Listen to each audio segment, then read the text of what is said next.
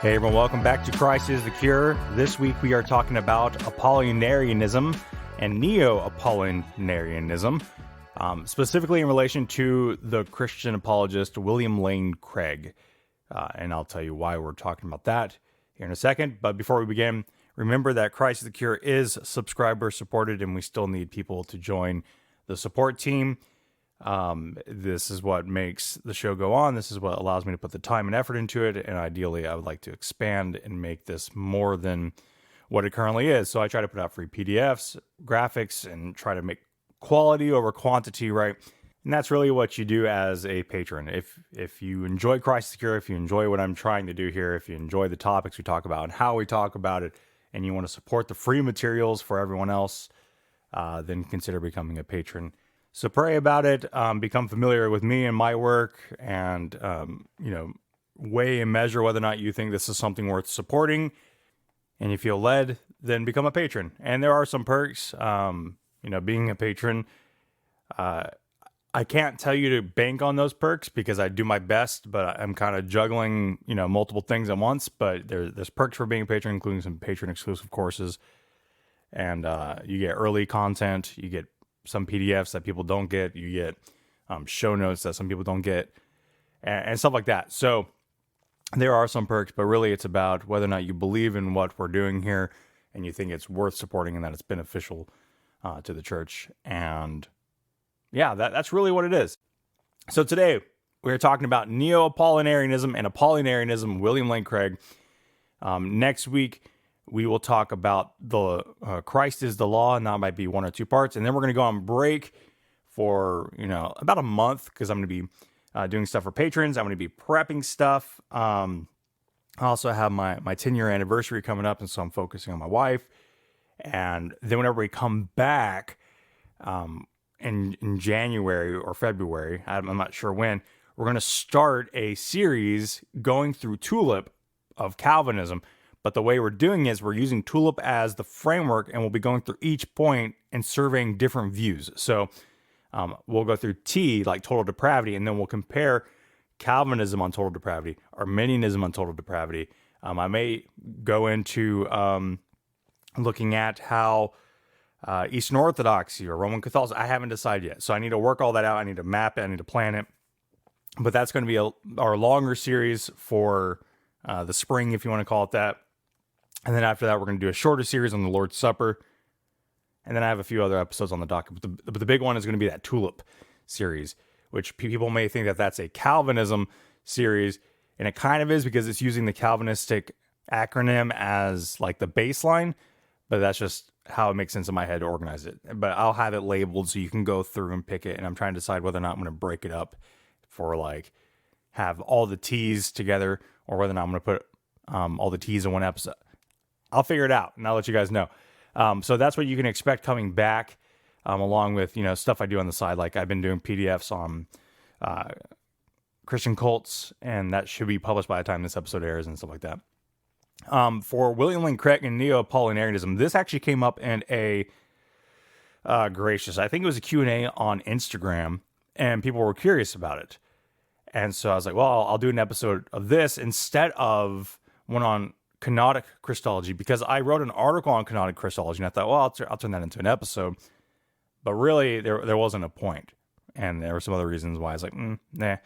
So I figured we'd talk about Apollinarianism. So let's get into it. And I think that's probably one of the longest pre-episode sessions I've had. I usually try to avoid that for you guys so I can jump right into it.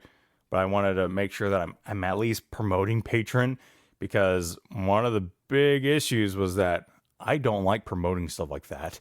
And so I never did. So now I'm trying to remember to put it in at least every other episode or something like that. And I just spent a little bit more time on it than I anticipated. Let's talk about what Apollinarianism is to begin with. So in the 4th century, which is AD 315 to 392, you're talking over the time of both Nicaea in 325 and Constantinople in 381, which if you don't remember those, you can go check out the Through Nicaea series and the historical background on those. But during that time, 315 to 392, lived a leader named Apollinarius. And he was a defender of the deity of Christ and orthodoxy as understood at Nicaea in 325. Now, he is noted to be a good friend of one of the champions of orthodoxy, Athanasius. We've talked about Athanasius quite a bit at this point. But eventually, Athanasius and the Cappadocians, if you don't remember, the Cappadocians are major figures in terms of helping articulate the finer points of the Council of Nicaea's creed, and they would be instrumental in forming the revised creed of 381. And so the Cappadocians, there are two Gregs, Gregory of Nazianzus and Gregory of Nyssa, and then Basil the Great. Well, they opposed Apollinarius as well for his view on Christ's human nature. So Athanasius and I believe it was Gregory of Nazianzus were actually friends with Apollinarius, and then eventually they would come to oppose him because of how he started articulating orthodoxy, or what he saw as orthodoxy, from the Council of Nicaea. So what was Apollinarius' issue? Well, Apollinarius affirmed that God the Son was of the same essence of the Father and fully God. So far, so good. But where he erred was in saying that the Son, when he became incarnate, that is, whenever he took on flesh, because incarnate means enfleshed, whenever he took on a human nature, he took on a human body, but he didn't take on a human soul, specifically a rational soul. And that's going to be really one of the keys of this whole episode. So for Apollinarius, he didn't add to himself a human soul, but instead the divine word, Son, or Logos, right, replaces or fills the place of the rational soul in the human flesh. And so this led to also a notion of Christ having one nature. It's a composite nature, which would be rejected officially by Chalcedon and then by Constantinople III. And this is called metaphysis in contemporary language. It's called monophysis in its historical sense, but people say that that's a little bit of a straw man, so Mia is the way that it's articulated now. So the church, when they heard this view of Apollinarius, that the divine Logos is what fills the place of the soul in the human flesh, rejected it. And really, here's the key for anyone listening to this episode. If you want to help yourself remember all these debates on Christology that occurred from 325 to 451 to 553 and so forth, the key is to remember this axiom of Gregory of Nazianzus. Quote, "What is not assumed is not healed." And why is that? Well, because this simply points out the fact that for Christ to be our true representative, to be a true man, and to truly heal us, he must assume everything that makes up the human nature. That includes body and a rational soul. If Christ did not assume a human soul, if Christ did not assume a human mind, if Christ did not take on human flesh and so forth, then it was not healed. And so you have to have the complete human nature for Christ to be completely human. And hopefully that follows.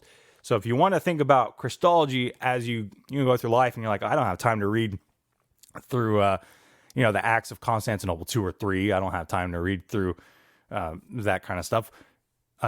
Just at least spend some time reading the definition of Chalcedon and remembering that what is not assumed is not healed. And so this means that Christ had two minds. He had the divine mind, he had the human mind. He had two wills. He had the divine will, he had the human will. He must have assumed every component of what it means to be human.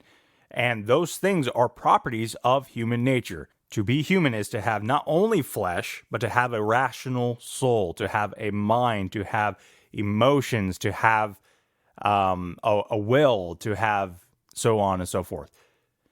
So hopefully that can help you navigate future discussions. And that's really what it comes down to whenever you start moving into other controversies about the one will or two wills of Christ.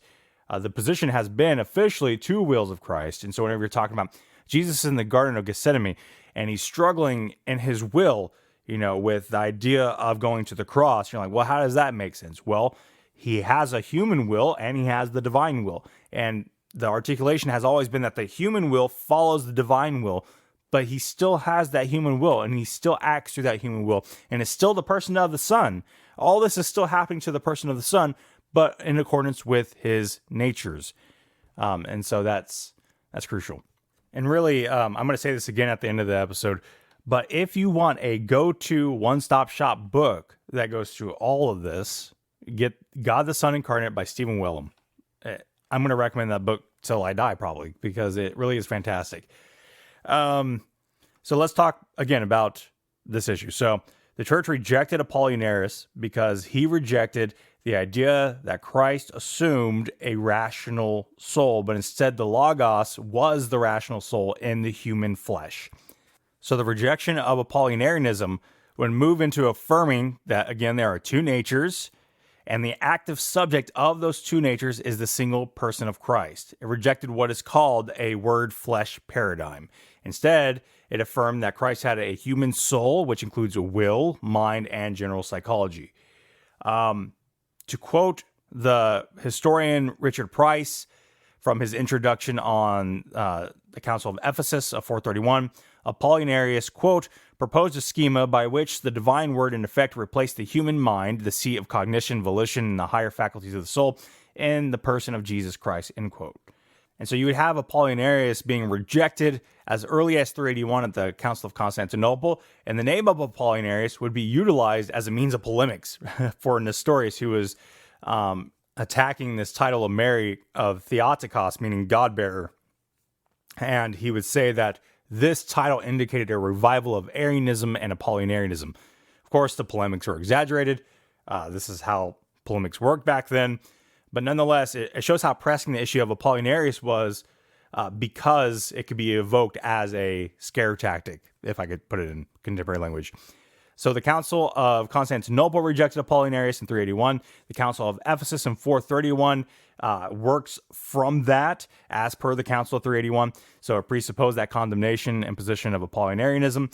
And then, of course, this would be the context leading into Chalcedon, and that would be the Christological definition that came out of Chalcedon in 451. And if you don't know, whenever we talk about the hypostatic union, one person, two natures without mixture or confusion, but inseparable, that comes from Chalcedon. So you likely assume Chalcedon's general framework if you've taken a theology class or if you've read a theology book on Christology, but that's what we're talking about. We're talking about the definition that was hammered out in Chalcedon, which for the people of Chalcedon, they saw this as just an expression of the Council of Nicaea. They didn't see it as adding a new creed. In fact, they were really hesitant to even put together the definition because they didn't think that you needed to add to it. But this is just clarifying what the position of Nicaea was for these church figures. The definition of Chalcedon reaffirmed what had been condemned by stating that Christ was, quote, truly man of a reasonable soul and body, consubstantial, that is, sharing in the same nature with us, according to his manhood, in all things like unto us. So Chalcedon rejects the idea that the Son, or the Logos, that is the divine word, replaces the human soul, and it claims instead that he was truly man with a human will and mind, which, of course, like I said earlier, would be further and more explicitly stated at the Sixth Ecumenical Council in 681, which is Constantinople III. So it would be stated that logically, by necessity, Christ would have two wills, the divine and human will. So now that you know what Apollinarianism, and William Lane Craig will describe Apollinarianism, but in a way that's not really sufficient to the historical data, right? So Neo-Apollinarianism, which neo means new, right? Neo-Apollinarianism is a position posited by William Lane Craig, who again is he's a good apologist for general classic, or no, he's a good apologist for general theism. I'll say that. He's a sharp guy. There's no two ways about it. He's a great philosopher. I would say he's not the best theologian. But it's easy to say that sitting over here. And I want to start this episode by saying he has done a lot of good. He has also said things that are really questionable. At the same time, on this issue, I want to make it clear that I'm not saying that he is actively heretical, but that he is positing a heretical view, whether knowingly or unknowingly. Okay, so that's really what I want to say here, and I think that makes a big difference between heresy and just ignorance, or I think that would be the difference. Ignorance sounds kind of insulting, but nonetheless. So Neo-Apollinarianism is the position posited by William Lane Craig, And he says that this is a possible Christological model. And so he stresses that this isn't a model he holds to, but it's one that's a possibility. And so this kind of lets him have that out, but he's been teaching it. He teaches it in his book, and he teaches it in an interview I watched from a YouTube video of 2017. And then there's an article on Reasonable Faith. I think it's Reasonable Faith. Yeah, the Reasonable Faith podcast where he talks about it. And he says that this is his proposal of a possible sensical articulation of Chalcedon and of Christology that someone could assume, but he doesn't assume it. He doesn't officially take a position on it. That's how it's kind of framed. I would argue that this is not a possible Christological model if one is going to adhere to orthodox Christology such as Chalcedon. And I'm going to discuss why. So on the Reasonable Faith podcast with William Lane Craig, there's an episode called Does Dr. Craig Have an Orthodox Christology? You can find this in article form. You can find it in audio form. I picked the article form. It's just easier because I can copy and paste it and work through it that way. So we hear more about this proposal. And he does expand on this proposal in a book that I'm going to reference. But it's really just a longer explanation that is the same thing. And a sidebar really is that I was disappointed to find that my alma mater, which is Talbot, I did my master's at Biola, which I have some issues with the direction that Biola is going, but I had some wonderful professors who radically just impacted my life and will always be near and dear. But Craig is faculty at Talbot, I think, in philosophy. And my alma mater found that his proposal was concerning. And so the Department of Theology was concerned over it, but the Dean of Theology essentially said that the view is no problem as it is not one that Craig holds. So that lets him get that out. And then he says, but is just offering a possibility to defeat objectors to the Christian faith. The problem is that the Dean of Theology should know better that this is not a possibility if you care about historical Christology. And that's really an issue with some of the apologetics that you see, is that often apologetics will abandon proper theology and offer different theological propositions to make the faith more palatable or understandable to the human mind. And I don't think that's a good way to do things. And I certainly don't think that we should be offering a heretical position as a theological possibility for apologetic purposes. I think that the famous quote, what you win them with is what you win them to, is really telling here. If you win them to a bad theological position, and then they come to find out that it's heresy, well, that's going to rock their faith if they did come to the faith. So here's how William Lane Craig outlines his position and then explains it. So I'm going to quote William Lane Craig at length here, and then I am going to talk about it. So, quote, he outlines 3 points. We agree with the Council of Chalcedon that in Christ we have one person with two natures, human and divine. 2, the soul of the human nature of Christ is the second person of the Trinity, the Logos. The human nature of Christ is composed of the Logos and the human body. 3, the divine aspects of the Logos are largely concealed in Christ's subconsciousness so that he had a waking conscious life that would be typical of any human being, and that, like the mass of an iceberg submerged beneath the surface, so in his divine subconsciousness there lay the fullness of deity. The waking consciousness was typically human. And so whenever he's asked to clarify about Apollinarius' view and his view, he says, right, Apollinarius' original view was that Christ didn't have a complete human nature. He had a human body, but he didn't have a human soul. He didn't have a human nature. As a result, he wasn't really truly human, and that calls into question the reality of the incarnation and also the effectiveness of Christ's death on our behalf, since he did not share our nature. What I argue in my Neo-Apollinarianism proposal is that the Logos brought to the human body just those properties which would make it a complete human nature, things like rationality, self-consciousness, freedom of the will, and so forth. Christ already possessed those in his divine nature, and it is in virtue of those that we are created in the image of God. So when he brought those properties to the animal body, the human body, it completes and makes a human nature. Against Apollinarius, I want to say that Christ did have a complete human nature. He was truly God and truly man. Therefore, his death on our behalf as a representative before God was efficacious. All right, so if you heard that and you kept in mind all the stuff I said before we went into Craig's view, you can see the problem. So there's a number of issues. And the first one is that Craig's assessment should be rejected on the same grounds that Apollinarius' view was rejected for. Remember that Apollinarius was rejected because he proposed a schema by which the divine word, in effect, replaced the human mind, the seat of cognition, volition, and the higher faculties of the soul, in the person of Jesus Christ. This is the same thing that Craig is proposing. I'm not really sure what distinction he sees beyond that, because he says that Apollinarius' original view was a Christ that didn't have a complete human nature. He had a human body but didn't have a human soul. He didn't have a human nature. As a result, he wasn't truly human. And he says, what I argue is that the Logos brought to the human body just those properties which would make it a complete human nature. Things like rationality, self-consciousness, freedom of the will, and so forth. If you think about what Craig just said, he just said that without the Logos, the human nature was not complete.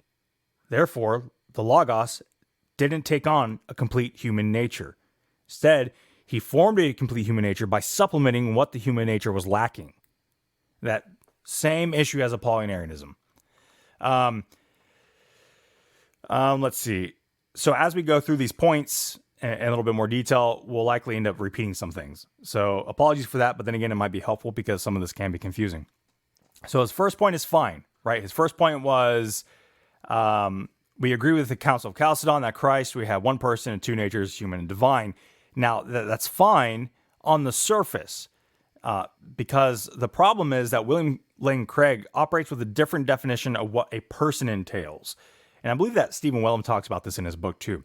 But you can find this in Craig and Moreland's work, The Philosophical Foundations. But for Craig and Moreland, person is the center of consciousness that includes knowledge, mind, will, and action. This is a different definition of person as they were understanding it in Chalcedon. And this is mostly seen, again, in that work of Philosophical Foundations. In that same work, they argue that Christ does not replace an existing human soul, but becomes the soul of Christ's human body. Really, it's a distinction with little difference. The issue is that this is not in accordance with Chalcedon. So Craig says that he can affirm Chalcedon, but he can't really, because it would reject the idea that the Word became the soul of Christ's human body. Instead, Chalcedon affirms that the Son added a human nature, which was the addition of a human body and a rational soul.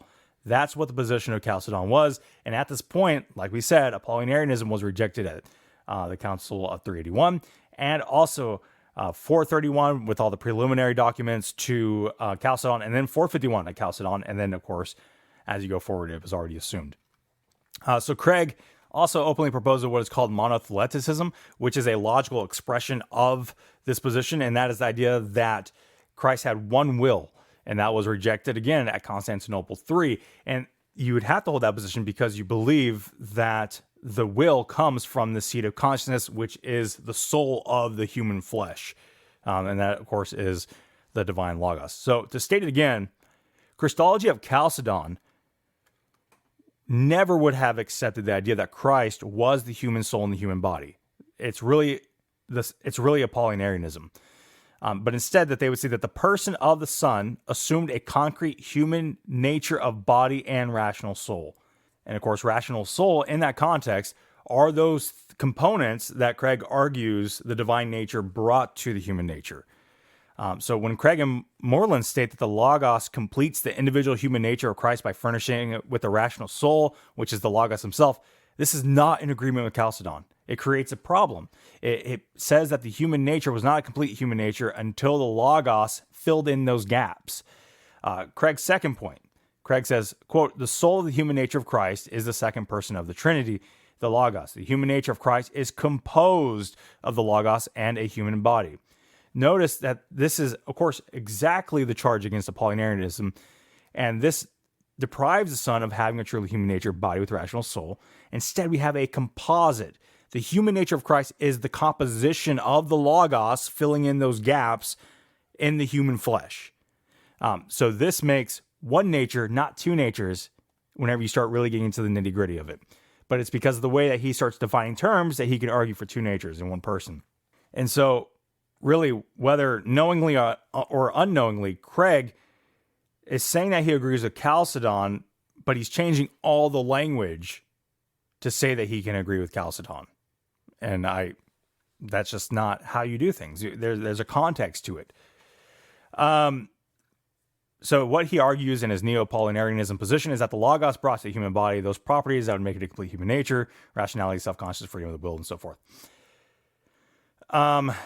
So notice that Craig's position isn't Neo-Apollinarianism, but it's just Apollinarianism. Apollinarius denied that the Logos had assumed a human mind or a rational soul, and instead the Logos served as the mind of the incarnate Christ.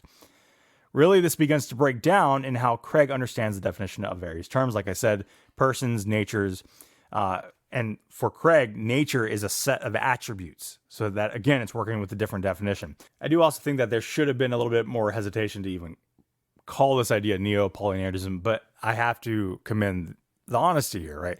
Now, like I said, this idea of a composite that the Logos brought to the human body those properties which would make it a complete human nature is also a violation of Chalcedon, because Chalcedon rejected the idea of blending two human natures into one, which is the logical ramification of this proposal, especially in terms of the historical understanding of Chalcedon.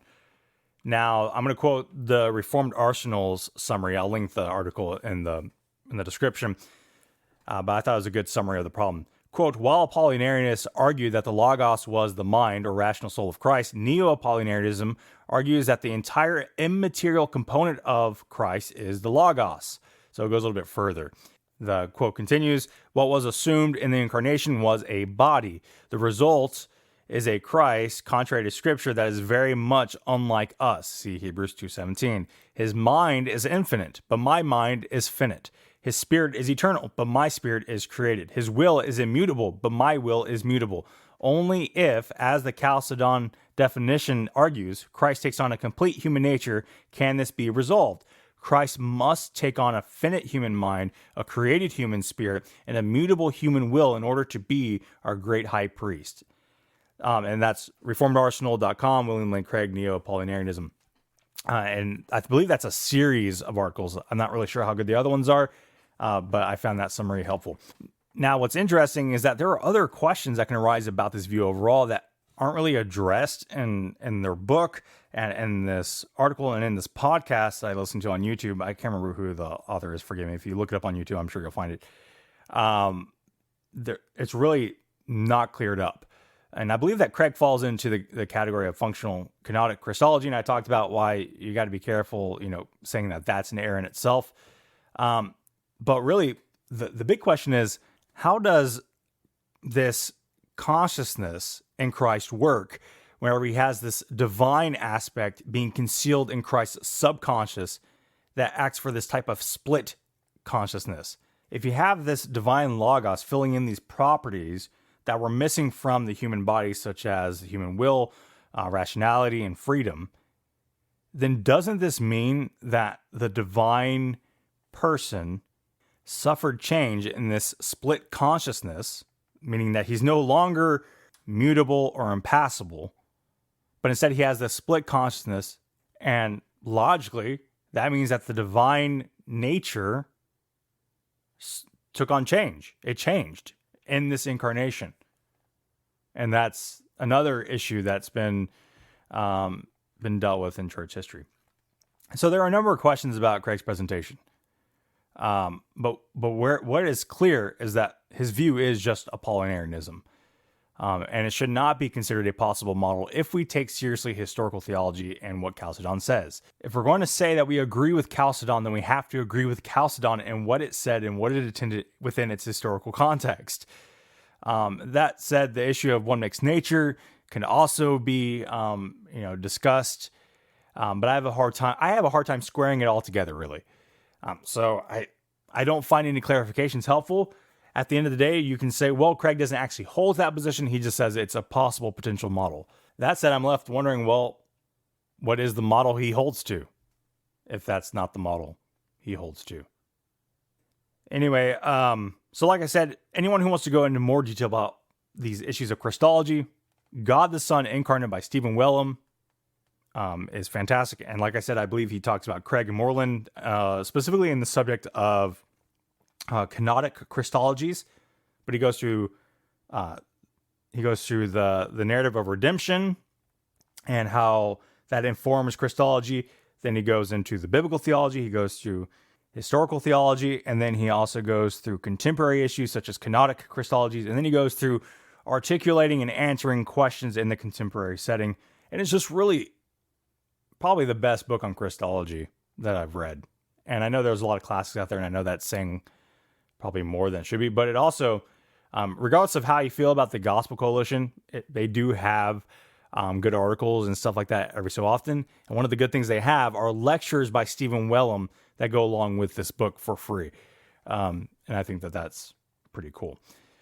So that's it for this episode. Hopefully it was interesting enough and it was helpful as you start thinking through Christology yourself. Like I said, next week we're going to be talking about a little bit more Christology in terms of the idea of whether or not the statement Christ is the law is theologically accurate or even possible, or if it's heretical. So we're going to be discussing that at great length, and it should be interesting. And that's going to act as our Christmas special for the year because it has to do with the incarnation. We have 2 Christology episodes, maybe multiple episodes, because I don't know if the next one's going to be 1 or 2 parts.